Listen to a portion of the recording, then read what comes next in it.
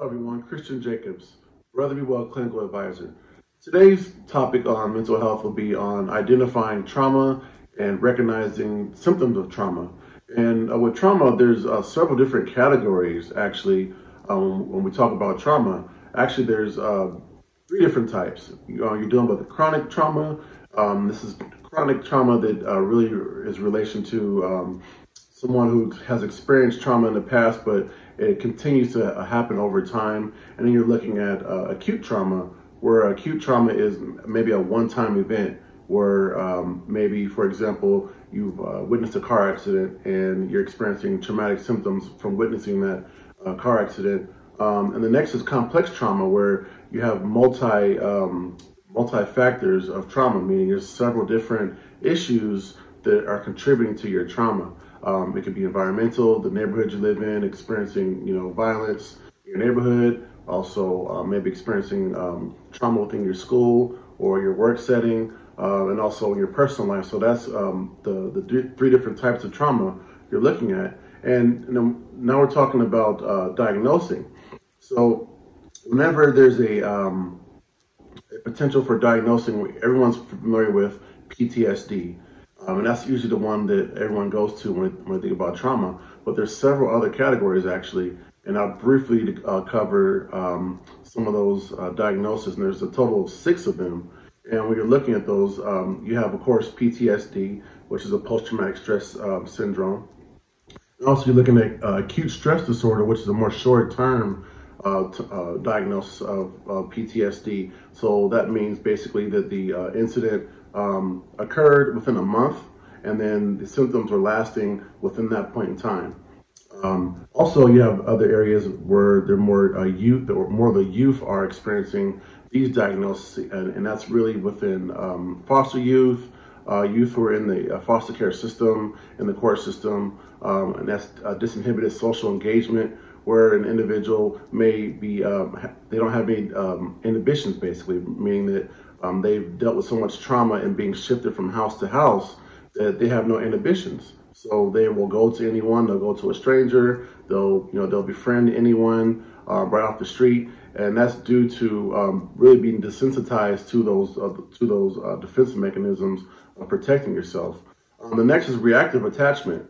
Reactive attachment disorders is pretty much the opposite, where you have the child is not engaged in terms of any social connection at all. So so what some of these symptoms will look like in a child is they may not reach out for help, or they may not ask for relief when they're feeling a certain way. They don't have the ability to self-soothe themselves and make themselves feel better. You may see them not advocate for themselves or not ask for certain things that they need. So these are some of the things that you may see with that disorder. And also, you're looking at time factors too. And then maybe we could do another video on talking about more in detail some of these diagnoses. But also, adjustment disorder is another stressor related diagnosis, where you're looking at someone who may have been moved from a different environment, and they may be adjusting to that new environment. That could be a new school, that could be a new neighborhood, it could be a new job, things of that sort. So these are some of the factors that you look into as a clinician or someone who comes in saying they're experiencing trauma.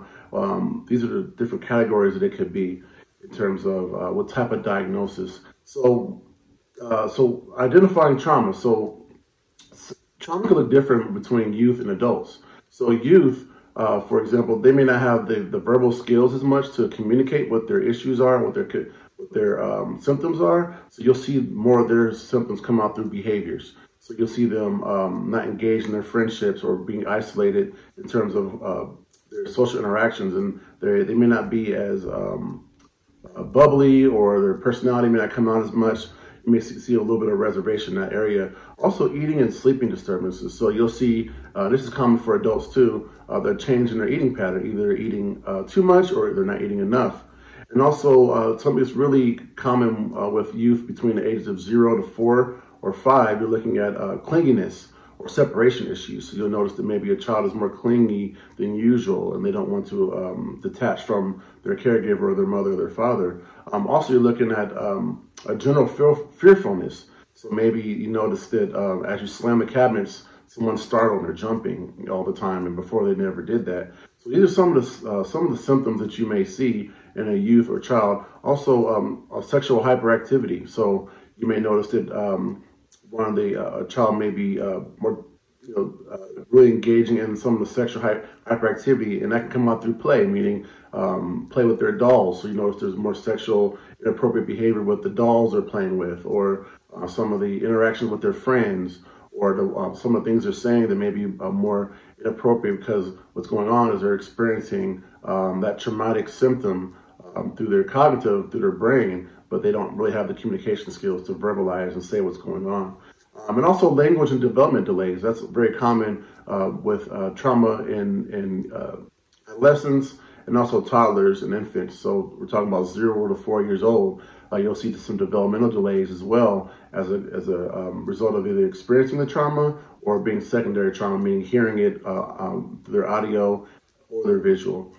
When we're looking at adults, it's pretty standard in terms of some of these symptoms are the same as youth, but you're really looking at that hypervigilance, right? So an adult may be more hypervigilant. They may experience flashbacks. They may experience not being able to sleep at night, waking up in the middle of the night in cold sweats. They may look at the disconnection from their friends and family and their loved ones. There's no connection in terms of their community, things of that sort. Denial is also a large one. So, for example, if you have someone who's in the denial phase of what's happened due to the trauma. So these are just a few things that you can look out for when someone has experienced trauma. And also really looking at that shame and that numbness of the emotional feeling and that disbelief. These are some of the emotional symptoms that you may experience as well. So some things to really consider when looking at these conditions is really looking at treating this with trauma-focused cognitive behavioral therapy, which is called TFCBT, and that's basically treating, it's helping the trauma, and it's also redirecting and reforming those negative thoughts and beliefs that may be connected to those traumatic experiences. These are some interventions and some treatment modalities that a therapist could use to help you with that.